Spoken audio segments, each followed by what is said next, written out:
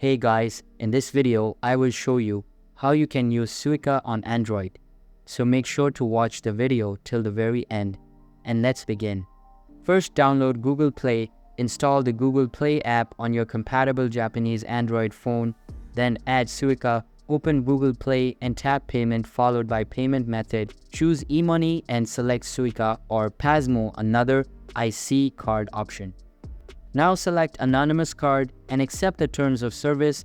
After that, charge your card. You can charge your Suica using cash at ticket machines in most train stations and convenience stores. Many stations also offer contactless charging with your phone.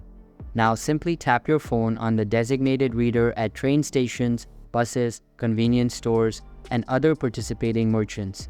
Express Travel, this is optional. Enable Express Travel in Google Pay settings for faster payments without unlocking your phone or opening Google Pay. So that's basically how you can use Suica on Android. So that's all for this video. Hope you liked the video. Thanks.